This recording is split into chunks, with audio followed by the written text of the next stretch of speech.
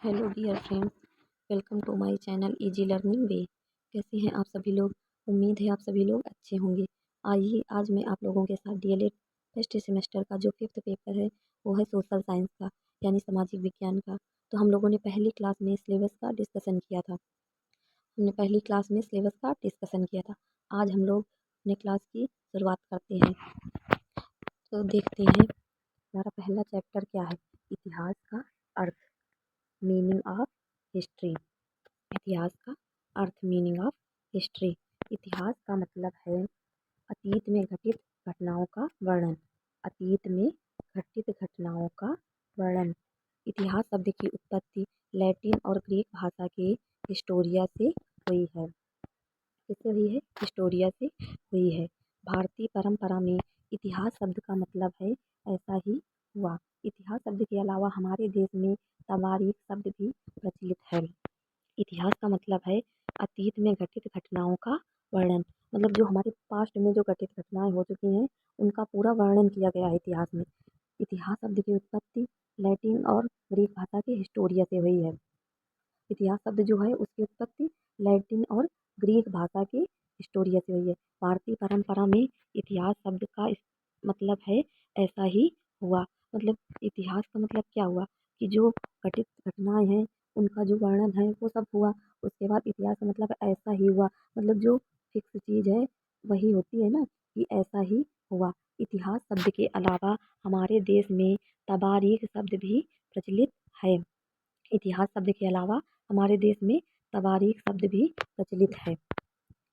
इतिहास के पिता हेरोडोटस को कहा जाता है। इतिहास के पिता हेरोडोटस को कहा जाता है, मतलब इतिहास के जो जनक हैं उनको हेरोडोटस कहा जाता है। इतिहास शब्द का दो अर्थों में प्रयोग। इतिहास शब्द का दो अर्थों में प्रयोग। इतिहास शब्द का दो अर्थों में प्रयोग। इतिहास का प्रयोग दो अर्थों में किया जाता है। इतिहास का प्रयोग दो अर्थों में किया जाता है। एक है प्राचीन अथवा विगत काल की घटनाएं और दूसरा उन घटनाओं के विषय में धारणा। मतलब कि इतिहास का प्रयोग इसमें होता है।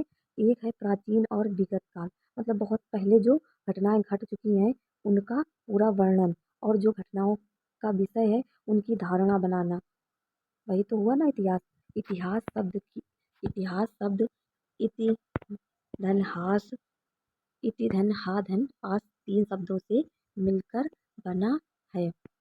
इतिहास तीन शब्दों से मिलकर बना है। इति धन हा धन आस। इति का अर्थ होता है ऐसा ही और हा का अर्थ होता है निश्चित और निश्चित रूप से, और आस का मतलब होता है था। मतलब इतिहास शब्द का अर्थ होता है ऐसा ही हुआ, निश्चित रूप से ऐसा ही हुआ। इतिहास उन घटनाओं को कहते हैं जो परंपरा के अनुकूल हो। मतलब जो इतिहास है वो परंपरा के अनुकूल हो, उसी को तो इतिहास कहते हैं।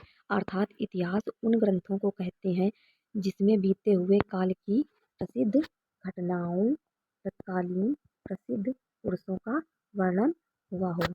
इतिहास उन ग्रंथों को कहते हैं जिसमें बीते हुए काल की, मतलब जो हमारे पास्ट में जो बीता हुआ काल है उसकी जो प्रसिद्ध घटनाएं हैं उनका तत्कालीन वर्णन और जो प्रसिद्ध पुरुषों का वर्णन हो, वो सब इतिहास में ही तो आता है। तो क्या हुआ, इतिहास उन ग्रंथों को कहते हैं जिसमें बीते हुए काल की प्रसिद्ध घटनाओं, तत्कालीन प्रसिद्ध पुरुषों का वर्णन हो, जिसके अध्ययन से लोगों को उत्तम शिक्षा प्राप्त हो।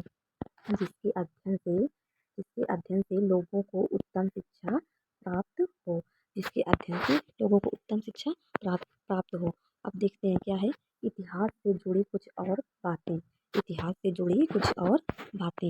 इतिहास में मानव की विशिष्ट घटनाओं का वर्णन होता है। इतिहास में जो मानव हैं उनकी जो विशिष्ट घटनाएं हैं, जो मतलब विशेष घटनाएं हैं, जो उनके साथ घटनाएं घट चुकी हैं, उन सारी घटनाओं का वर्णन होता है। इतिहास में क्या होता है, जो मानव की विशिष्ट घटनाएं हैं उन घटनाओं का वर्णन होता है।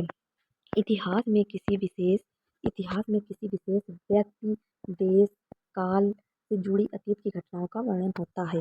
इतिहास में किसी विशेष व्यक्ति जो होता है, देश जो होता है, उसके काल से जुड़ी जो अतीत की घटनाएं हैं, मतलब इतिहास में किसी व्यक्ति और देश में किसी व्यक्ति के साथ कोई घटना घटित हुई या किसी देश में कोई घटना घटित हुई हो, उसकी जुड़ी अतीत की घटनाओं का वर्णन होता है। इतिहास में प्राचीनता से नवीनता की ओर आने वाली मानव जाति से जुड़ी घटनाओं का वर्णन होता है। इतिहास में प्राचीनता से मतलब जो प्राचीन चीज़ें हैं उनसे जो नई चीज़ें जुड़ रही हैं, जो प्राचीन चीज़ें उनसे नवीनता की ओर जो नई चीज़ें जुड़ रही हैं, आने वाली मानव जाति से जुड़ी घटनाओं का वर्णन होता है। इतिहास में कैसे, कहाँ और क्यों जैसे प्रश्नों का भी उत्तर मिलता है। इतिहास में क्या होता है? इतिहास में कैसे, कहाँ और क्यों जैसे प्रश्नों का भी उत्तर मिलता है। इतिहास में मतलब कोई भी घटना कहाँ घटित हुई, कैसे घटित हुई और क्यों घटित हुई, इन सारे प्रश्नों का उत्तर मिलता है। जब हम लोग खोज करेंगे इतिहास में कि कोई भी घटना कहाँ घटी और कैसे घटी और क्यों घटी, तो ये सारी चीज़ें हमें इतिहास में ही तो मिलेंगी। इतिहास पढ़कर ही हम समझ पाते हैं कि आज हम जिस दुनिया में रहते हैं, इतिहास को ऐसा बनाने में हमसे पहले आए लोगों ने महत्वपूर्ण योगदान दिया है।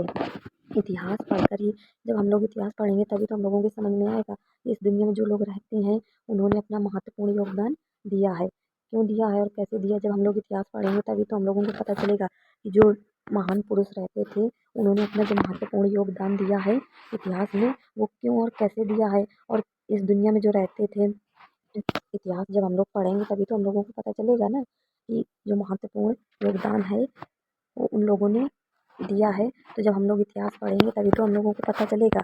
अब हम लोग देखते हैं आगे इतिहास का प्रकार। इतिहास के प्रकार, इतिहास कितने प्रकार का होता है? इतिहास कितने प्रकार का होता है? तो देखो, इतिहास मुख्य 4 भागों में वर्गीकृत किया गया है।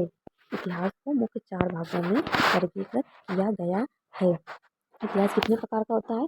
इतिहास को मुख्य 4 भागों में वर्गीकृत किया गया है। अब हम लोग देखते हैं कि 4 भाग कौन कौन से हैं। एक तो है आपका राजनीतिक इतिहास, दूसरा है आपका सामाजिक इतिहास, तीसरा है आपका आर्थिक इतिहास, चौथा है सांस्कृतिक इतिहास। पहला कौन सा है? राजनीतिक इतिहास, दूसरा है हमारा सामाजिक इतिहास और तीसरा है हमारा आर्थिक इतिहास। फिर हमारा चौथा है सांस्कृतिक इतिहास। तो हम लोगों को समझ में आ गया कि इतिहास को कितने भागों में बांटा गया है। तो इतिहास को मुख्य 4 भागों में वर्गीकृत किया गया है या बांटा गया है। तो हमारे कौन कौन से 4 भाग हैं? राजनीतिक इतिहास, सामाजिक इतिहास, आर्थिक इतिहास और सांस्कृतिक इतिहास। अब आगे हम लोग जानते हैं इतिहास के काल कौन कौन से हैं। इतिहास के काल कौन कौन से हैं? इतिहास के 3 काल हैं। इतिहास के कितने काल हैं? इतिहास के 3 काल हैं। कौन कौन से काल हैं? एक तो है आपका पुरापाषाण काल, एक है आपका मध्यपाषाण काल और एक है आपका नवपाषाण काल। तो इतिहास के कितने काल हैं? इतिहास के काल 3 हैं। इतिहास के 3 काल हैं। पुरापाषाण काल, मध्यपाषाण काल, नवपाषाण काल इतिहास के काल हैं।